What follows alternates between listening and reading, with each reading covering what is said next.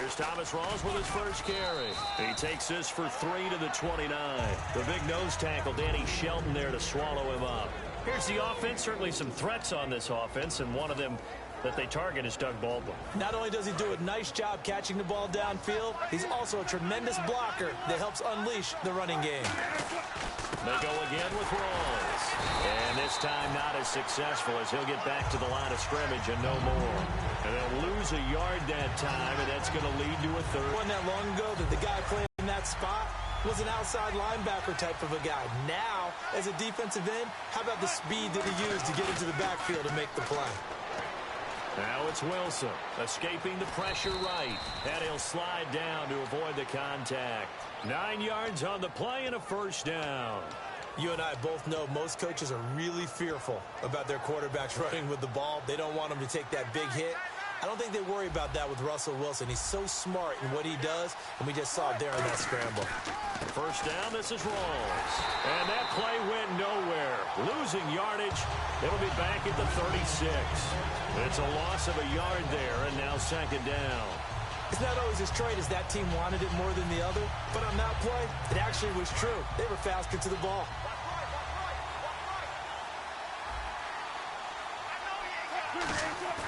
Off the play fake to Rawls. Wilson. A hit as he throws there, incomplete. Jimmy Graham, the intended receiver. And it's third down. And now the starting defense for the Browns. Joe Hayden is a complete cornerback. He tackles, he covers, and does everything with incredible speed. On third down, Wilson. And it falls incomplete after almost being intercepted. A pick there would have been great. The good news for the defense now, it's fourth down.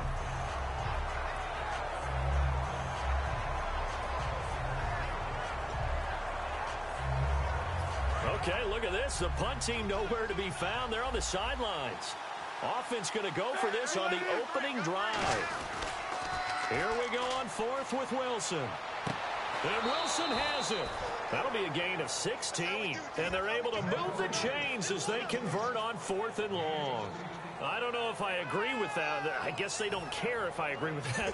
But, boy, you have to be surprised by that, right? I definitely was surprised that they decided to go for it in this situation. But they must have either felt like they either had a great play call on or they're trying to show extreme confidence. Wilson again to Rawls. And he is going to lose yardage here. It's a loss of 2 there, bringing up second down. Well, on that play, the expression, don't blink, you might miss something, certainly applied. That was fast. Defense diagnosed the play, and it was over in a heartbeat. From midfield now, here's Wilson. And to the left side here, Wilson. That one goes for 13 yards, and it moves the sticks. And the game just keeps evolving. Big guys running those corner routes, so difficult to cover.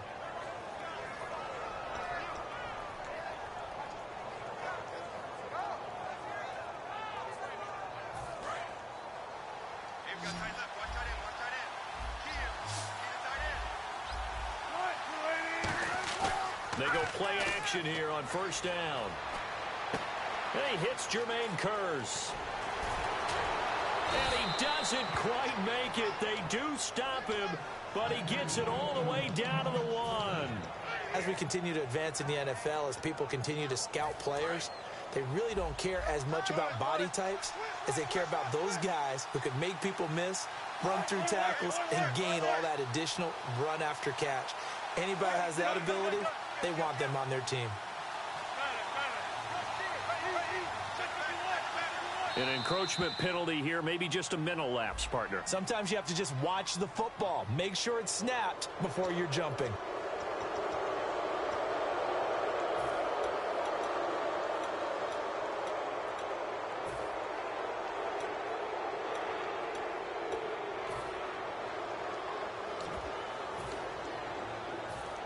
Long drive. The defense just cannot seem to catch a break and get off the field.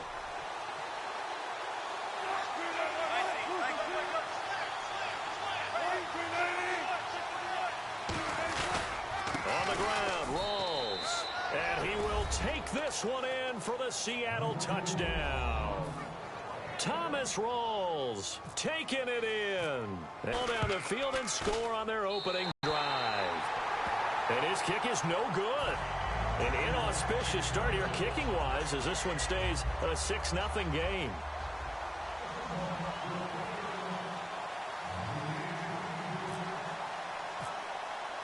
Hauschka now to send this one away following the score. This fielded a few yards into the end zone. And he'll wind up about 4 yards shy of where he would have been if he had taken a knee, as they'll start at the 21-yard line.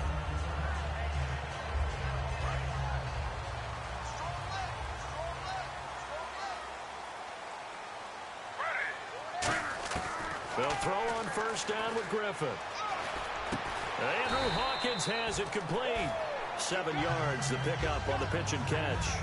One thing I can say pretty safely, that route is not called if you don't have a guy who can throw the ball and put some mustard on it. Because if you're going to lollipop it in the middle of the field, bad things usually happen. It takes a strong-arm guy who can rifle it in there, and they were able to successfully complete that one. Caught, left side, it's Barnage. 5 yards is the pickup there as that extends this drive. I know they don't like to hear it when they get to a certain age, but then you have to start to use your skills, your wiles, right? Your mind to beat guys to the football. And getting your toes tapped in bounds definitely qualifies as that, doesn't it? The veteran showing he still has the agility. There's no sense in dancing around it. Not a lot of bright spots to talk about in Cleveland this year. But I think Isaiah Crowell, the running back, he's a guy we got to keep an eye on in the future. Short of 1,000 yards, but it's hard for him to get enough carries to get there. Yeah, but he was healthy, started all 16 games. Coach Hugh Jackson, though, said it was his goal to get him to 1,000. You're right, though, just shy of that at 952. And it's incomplete. Back with Charles Davis, I'm Brandon Gaudin. The Browns with a football to begin quarter number 2.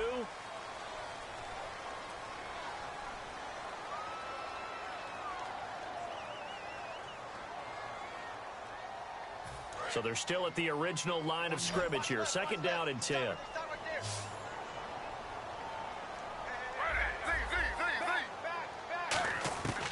Again on 2nd and 10. It's Griffin going for the deep ball. Got a man. It's caught inside the 10. A big play that time for Cleveland. 48 yards.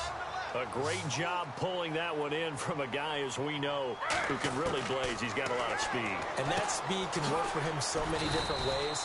Sometimes he just takes off and goes and just runs past people.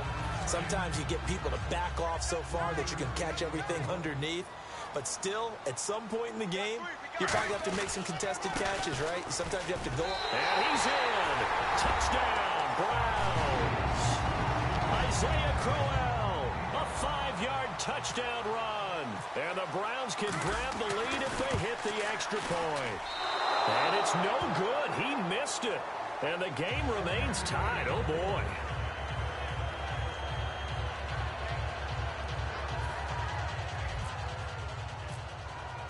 So a tie ball game here as the kick's away.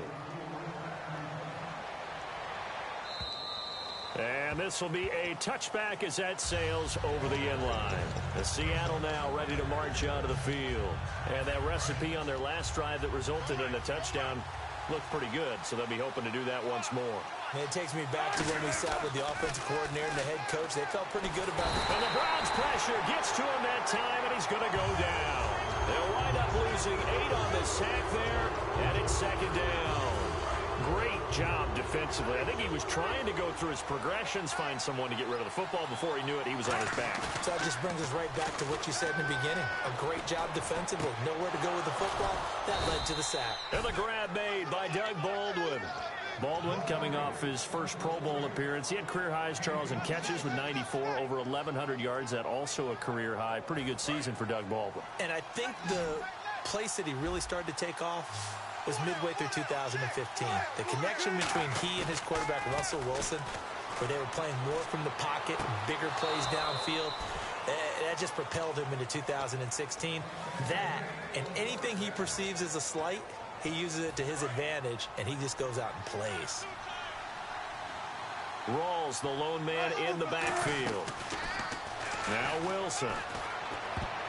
And his throw's going to be incomplete. The tight end, Luke Wilson, was the target. And now it's second down.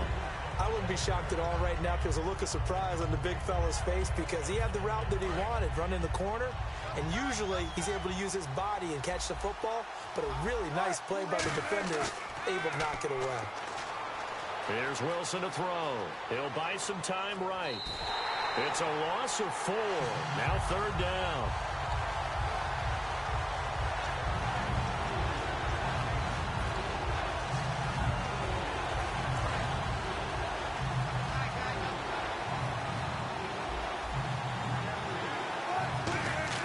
Wilson now off the bootleg.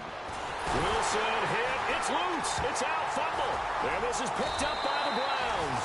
And his guys are going to get the football at the 37-yard line. And as the Cleveland Browns come back out on the field, we'll get going again on offense here in a second. But 1-15 this last franchise since moving back to Cleveland in '99 has only been to the playoffs one time. Hard to believe, right? Just 2 winning seasons in that time frame only 2 as well. But I think there's optimism to be had here in Cleveland. I think that the fans, it's tough for them to see it after another 1-15 season, but I think that they have a plan in place to move this franchise forward. Ownership, front office, head coach, all in lockstep together with a vision and a plan that they intend to execute. And he'll go down at the 28. They'll get 9 there as that sets him up better for third down. And, boy, they had high praise for this rookie receiver when we asked the coaches about him, didn't they? They certainly did, and obviously they liked his measurables, otherwise they wouldn't have brought him onto the team. Height, weight, speed, all of that. But how about what they really said? Competitiveness. That's what they really liked about him. The way he goes after the football, competes for it, and decides when it's in the air, it's his and only his. So now the Browns will turn it over to their field goal unit here. Spotted at the... Oh, they flip it to the kicker. He looks like he's going to throw it. And he comes back with one complete. And he'll take it into the end zone for a Browns touchdown. Their big tight end, 28 yards. And the Browns have taken the lead. And again, it's no good.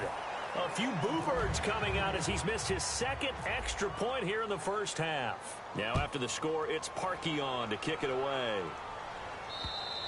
And they will not get a chance to return this one as it's through the end zone for a touchback. And Seattle now ready to march onto the field. And last time, not only the turnover, but that turned into 6 points. They got to make up for that here. You always hear about empty possessions, but some are worse than others. You can have an empty possession. Under pressure, and they got to him again. Emmanuel Ogbah in there to bury him for a loss of 11. Well, so much for setting the tone of the drive offensively. Giving up a big sack that loses that kind of yardage, not a great start. On second down, Wilson surveying the field, looking deep downfield. Oh, this is taken in. It's complete. It's a big hook up there. Wilson to Baldwin. 46 yards. Well, we know he's got the speed there. He needed the speed and the hands. A great catch. And because of that speed, you have to respect it as a defender. So you have to either play off or make sure you're somehow in contact with him. And he's able to do exactly what you said. Use the speed to his advantage and go up and get the football. That's a big-time play right there.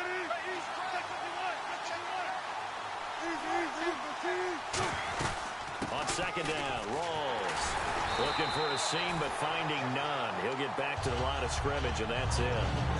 Now whistles come in. We're going to get a timeout here by the offense. It's just their first, so they'll have 2 remaining here before we get to halftime. And defensively going with a dime set. 6 DBs on 3rd and 4. Wilson. And this is going to be incomplete. Now let's go ahead and try and get into the body and the mind of the linebackers. Yeah, I know they're bigger and stronger than I ever was, but in this situation, they understood what was going on as much as the offensive guys. Because the offense guys are always taught, find the first down sticks and make the play. On defense, what do you want to do? Guard the first down line. Make sure they don't get there and tackle them in front. They were able to drop in their zone coverage figure out where the first down line was, and end up making the play, swatting it away so they couldn't get the completion. Well, you mind if we go off topic for a second? No, let's go. I like to do that randomly.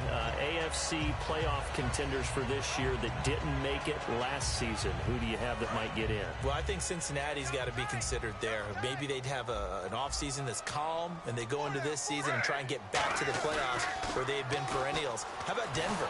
Remember last year they didn't have the quarterback to start. Trevor Siemian played pretty well overall, but maybe they can get solidified there and ride that strong defense right back into the playoffs. I'm going to give you a couple a little bit off the pace. Indianapolis cannot afford to squander Andrew Luck, one of the better young quarterbacks in the game. They've got to get back to the playoffs. And Buffalo, brand new head coach, brand new people running the ball club. Let's see if they can figure it out, because I think defensively they can be awfully strong. And how about what Pryor did this year on a 1-15 team? 77 catches, over 1,000 yards, and we saw what an athlete he can be. We saw that in college, but man, he can do a lot. And now he wants to be a wide receiver, and I think that's where the difference was, because you mentioned him being an athlete. He still wanted to be a quarterback, so he's resistant to making the move out wide. And now that he's doing it and doing it on a regular basis, I think this is the baseline of numbers we can come to expect from Terrell Pryor. And that is incomplete. Down to 15 seconds now. I hope I don't sound too rah-rah on that one, but that's the exact right throw. Either your receiver gets it or no one gets it. Give him a lot of credit for being really precise with it. Got rid of it. No one got it.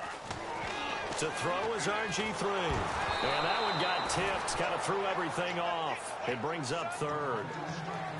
So much of this game is about leverage. We always talk about low man wins in the trenches. Well, it's like that at just about every position. And sometimes, if you lose that leverage and you're losing the battle, just jump up at the line of scrimmage and try and bat the ball away. And that's exactly what happened there. He was looking for Terrell Pryor that time. And it's 4th down. So they won't get a touchdown, but here's a chance to at least get 3 to end the first half. And he'll try and throw here on the fake. And Barnage has it on the right side. That's it for the first half.